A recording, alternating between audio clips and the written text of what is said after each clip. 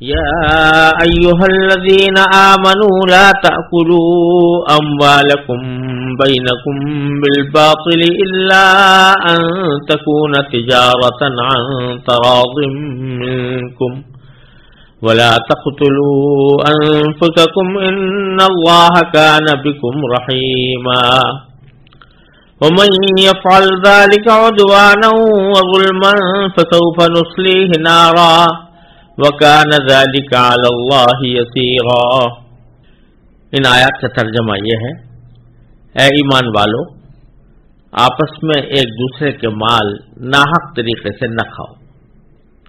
الا یہ کہ کوئی تجارت باہمی رضامندی سے وجود میں آئی ہو، اور اپنے آپ کو قتل نہ کرو۔ یقین جانو اللہ تم پر بہت مہربان ہے۔ اور جو شخص زیادتی اور ظلم کے طور پر ایسا کرے گا تو ہم اس کو آگ میں داخل کریں گے، اور یہ بات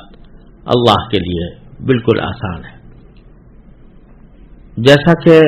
سورہ نساء کے شروع میں عرض کیا گیا تھا، اس سورت کا بیشتر حصہ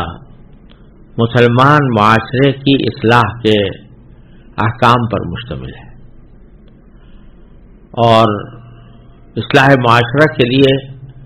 جو مختلف ضروری ہدایات ہیں اللہ تبارک و تعالی نے سورہ نساء میں وہ عطا فرمائی ہے،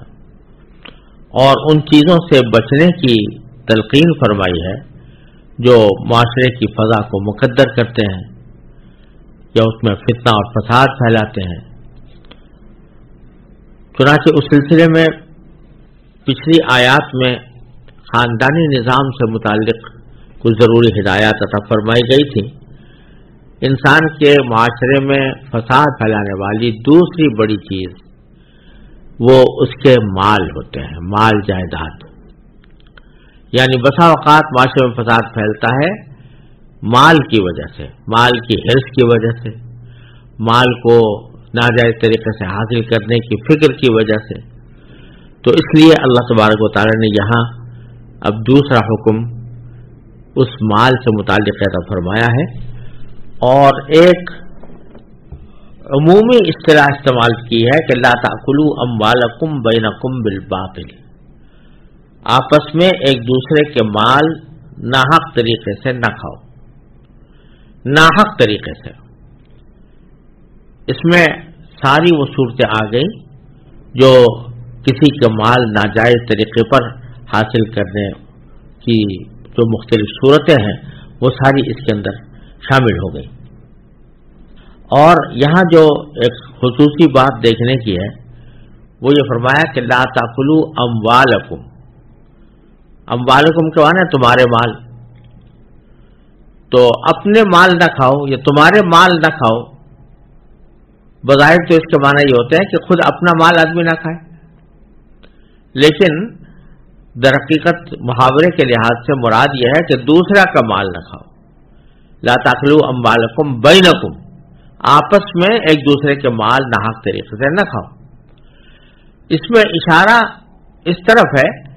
کہ در حقیقت اگر کسی کا دوسرے کا مال تم نے ناجائز طریقے سے کھا لیا اور ناجائز طریقے سے اس پر قبضہ جما لیا تو انجام کار وہ در حقیقت تمہارا ہی ہے، تمہارا ہی نقصان ہے۔ تمہارا نقصان اس لیے کہ وہ مال بھی تمہارا تھا، مال جو ہوتا ہے وہ پورے معاشرے کی ضروریات کو پورا کرنے کا ایک ذریعہ ہوتا ہے۔ تو آج اگر تم نے دوسرے کے مال کو کھا لیا تو وہ بحیثیت معاشرے کے ایک فرد کے تمہارا ہی مال تھا، اور تمہیں اس کی حفاظت اس طرح کرنی چاہیے تھی جیسے کہ اپنے مال کی حفاظت کرتے ہو۔ تو اس بات سے اس طرف بھی اشارہ موجود ہے کہ دوسرے کا مال کھانا یہ آدمی کو چاہیے کہ خود اپنے مال پر اس کو قیاس کر کے اس کی حفاظت کرے اور اس سے بچے۔ اور ناحق طریقے سے مال کھانے کی کیا کیا صورتیں ہو سکتی ہیں وہ بعض جگہ قرآن کریم نے دوسری آیات میں بیان فرمائی ہیں، جیسے سود مثلا، آگے مستقل احکام سورہ بقرہ میں گزر چکے ہیں اور آگے بھی آنے والے ہیں، اور بعض احکام خود رسول کریم سرور دو عالم صلی اللہ علیہ وسلم بیان فرمائے کہ فلاں فلاں طریقوں سے مال حاصل کرنا حرام ہے یا ناجائز ہے۔ تو ان سب سے ممانعت کی جا رہی ہے کہ اپنے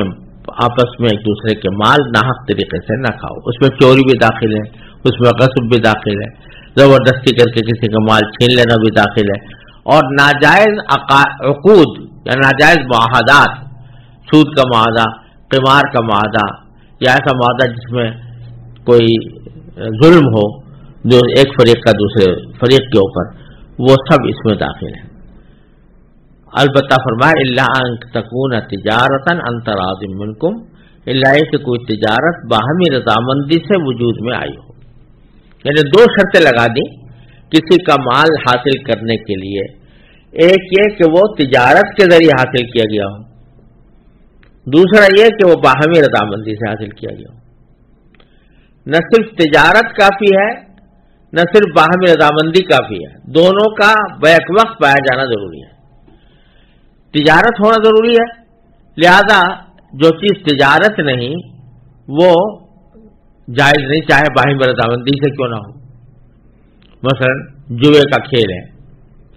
جوا کھیل رہے ہیں, دونوں باہمی رضامندی سے کھیل رہے ہیں, دونوں اس بات پر راضی ہیں کہ ہم یہ کھیلیں گے, جو جیتے گا اس کو ملے گا, جو ہارے گا وہ اس کو دینا پڑے گا. یہ ہار جیت کا جوئے کا کھیل آپس میں کھیلا جا رہا ہے, تو باہمی رضامندی تو ہے لیکن تجارت نہیں ہے. تجارت وہ ہوتی ہے جہاں پر کہ لین دین ہو کسی چیز کا, ایک طرف سے ایک چیز دی جا رہی ہے, دوسری طرف سے دوسری چیز لی جا رہی ہے, وہ ہے تجارت. اور تجارت میں یہ ہوتا ہے کہ ایک طرف سے کوئی چیز جو دی جا رہی ہے وہ کوئی قیمتی چیز ہوتی ہے, دوسرا جو دے رہا ہوتا ہے اس کی قیمت ادا کر رہا ہوتا ہے, اور جو چیز کے ایسی اس صورتحال پر مشتمل نہ ہو وہ تجارت کہلانے کی مستحق نہیں. سود ہو, جوا ہو, سٹا ہو, وہ سب اسی قسم میں داخل ہیں کہ تجارت نہیں ہے, چاہے باہمی رضامندی ہو. اور باہمی رضامندی ہو, صرف باہمی رضامندی بھی کافی نہیں جب تک کہ تجارت نہ ہو, اور صرف تجارت بھی کافی نہیں جب تک کہ باہمی رضامندی نہ ہو. یعنی بیع تو ہو گئی لیکن کسی نے شرما شرمی کر لی, کسی کے دباؤ میں آ کر لی, دل نہیں چاہ رہا تھا کہ میں یہ چیز دوسرے کو بیچوں, لیکن اس نے کسی دباؤ میں آ کر کہ مثلا کسی کی سفارش آ گئی تھی کہ اس کو بیچ دو, اب دل تو اندر سے نہیں چاہ رہا تھا لیکن بیچ دیا. یا یہ کہ کوئی شخص سر پہ سوار ہو گیا کہ مجھے کم قیمت میں دو, اب اس کا دل تو نہیں چاہ رہا تھا کہ کم قیمت میں دیتا, لیکن سوچا کہ اس بلا کو سر سے ٹالنے کے لیے کیا کروں, یہ بڑا مسلط ہو گئی ہے, یہ میرا پیچھا نہیں چھوڑ رہا, لہذا کم قیمت میں بیچ دیا. تو حقیقی رضامندی نہیں پائی گئی. جب حقیقی رضامندی نہ پائی جائے تو پھر وہ چاہے تجارت ہی کیوں نہ ہو, بیع بھی صحیح ہو رہی ہو, اجارہ ہو رہا ہو, جو عقود صحیح ہیں ان میں سے کوئی عقد انجام دیا جا رہا ہو, لیکن اگر باہمی رضامندی نہیں ہے تو پھر وہ تجارت وہ بھی جائز نہیں. اسی لیے فقہاء کرام نے فرمایا کہ مضطر کی بیع یا مکرہ کی بیع یہ مکروہ ہے اگر ثمن مثل سے زیادہ ہو. یعنی بازاری قیمت سے کسی کے اوپر زبردستی کی اور اس نے زبردستی کوئی چیز بیچ دی اپنی, اور وہ بازاری قیمت سے کم پر بیچ دی. یا یہ کہ کوئی شخص تھا بیچارہ, وہ بھوک سے بےتاب ہو رہا تھا اور اس کے پاس کچھ تھا نہیں, اس نے مضطر ہونے کی حالت میں اپنی کوئی چیز سستے داموں اس طرح بیچ دی کہ جو بازار کی قیمت سے بہت زیادہ کم تھی. تو ایسی صورت میں جو اس کی اصل قیمت ہے اس کو حاصل کرنے کا پورا حق حاصل ہے. وہ اگر اس طرح کم قیمت پر کوئی شخص لے لے گا تو وہ ترازی نہیں ہے, حقیقت میں آپس کی رضامندی نہیں ہے, اس واسطے وہ تجارت ہونے کے باوجود ناجائز ہے. اسی سے یہ بات معلوم ہوئی کہ بعض اوقات لوگ خریداری کے وقت میں کسی بیچنے والے پر اتنا دباؤ ڈالتے ہیں کم کرانے کا کہ جس سے وہ آخر میں زچ ہو کر بیچ چھوڑ دیتا ہے, اندر سے اس کا دل نہیں چاہ رہا ہوتا. یہ بات کسی کے لیے جائز نہیں ہے کہ وہ اس طرح کرے. نبی کریم صلی اللہ علیہ وسلم کا ارشاد ہے کہ لا یحل مال امرئ مسلم الا بطیب نفس منہ, کسی مسلمان کا مال حلال نہیں ہوتا جب تک کہ اس کی طیب نفس نہ ہو, یعنی خوش دلی نہ ہو، خوش دلی سے نہ دے رہا ہو۔ پھر آگے فرمایا وَلَا تَقْتُلُوا أَنفُسَكُمْ۔ یہ جملہ بہت مختصر ہے اور اس کے ظاہری معنی یہ ہے کہ تم ایک دوسرے کو قتل نہ کرو۔ قتل کی ممانعت کی جا رہی ہے، اور یہاں پر بھی وہی بات ہے کہ تعبیر یہ اختیار کی گئی ہے کہ لا تقتلوا انفسکم، تم اپنے آپ کو قتل نہ کرو۔ اب مراد یہاں پر خودکشی کی ممانعت نہیں، خودکشی کی ممانعت کے لیے دوسری آیات موجود ہیں، بظاہر اس سے مراد خودکشی کی ممانعت نہیں ہے، بلکہ بتلانا یہ مقصود ہے کہ کسی دوسرے کو قتل کرنا یہ ایسے ہی جیسے اپنے آپ کو قتل کر لیا، کیونکہ وہ بھی انسان ہے، تم بھی انسان ہو، اور تم اگر قتل کرو گے کسی دوسرے کو تو اس کا انجام یہ ہوگا کہ لوگوں میں قتل کی برائی رفتہ رفتہ کم ہوتی جائے گی، اور لوگوں کے اندر سے قتل کے جرم کی سنگینی لوگوں کے دلوں سے مٹتی جائے گی۔ اس کے نتیجے میں کیا بعید ہے کہ کوئی شخص تمہیں بھی قتل کر ڈالے؟ تو در حقیقت کسی دوسرے کو قتل کر کے تم خود اپنے قتل کا سبب بھی بن سکتے ہو،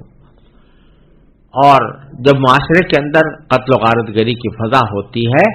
تو در حقیقت وہ پورے معاشرے کے لیے ایک موت کے سے کم نہیں ہے، اس لیے یہ تعبیر اختیار فرمائی گئی ہے۔ تو اس سے ایک معنی تو اس کے یہ ہے کہ قتل نہ کرو کسی کو، قتل کی ممانعت ہے۔ دوسرے اس کے معنی یہ بھی ہو سکتے ہیں کہ یہاں پر قتل سے مراد در حقیقت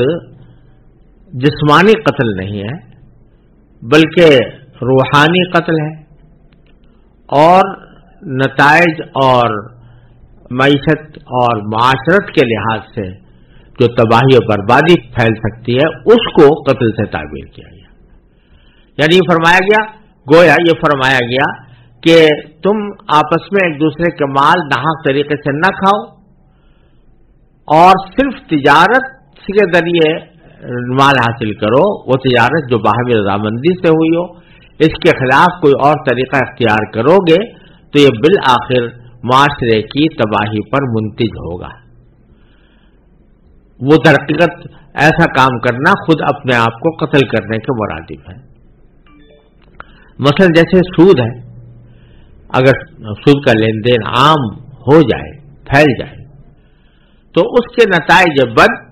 صرف دو فریقوں پر تک کی حد تک محدود نہیں رہتے کہ انہوں نے دو آپس میں سود لیا یا دیا، بلکہ اس کے نتائج بد پورے معاشرے کو بھگتنے پڑتے ہیں۔ میں نے اپنی متعدد تالیفات میں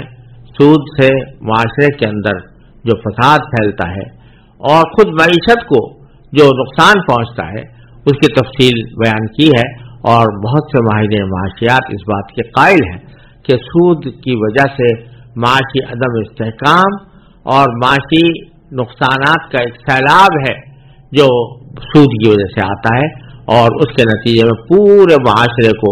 تباہی اور بربادی کا سامنا کرنا پڑتا ہے۔ تو عین ممکن ہے کہ یہاں اللہ تبارک و تعالیٰ نے لا تقتلوا انفسکم فرما کر ان تمام برے نتائج کی طرف انسان کو متوجہ فرمایا ہو۔ ان اللہ کان بکم رحیما، پھر فرمایا کہ اللہ تعالیٰ بے شک تمہارے اوپر بہت رحم کرنے والا ہے۔ تو ہم نے جو کچھ حکم تمہیں دیا ہے، چاہے وہ مال سے متعلق ہو یا نکاح سے متعلق ہو یا اولاد سے متعلق ہو، اس کا مقصد سوائے تم پر رحم کرنے کے کچھ اور نہیں۔ اللہ تعالیٰ چاہتے ہیں کہ تم پر رحم کر کے تمہیں صحیح راستے پر رکھیں تاکہ تمہاری دنیا اور آخرت درست ہو۔ تو اس واسطے اللہ تعالیٰ کا ہر حکم اور ہر ہدایت وہ در حقیقت اللہ تعالیٰ کی رحمت پر مبنی ہے۔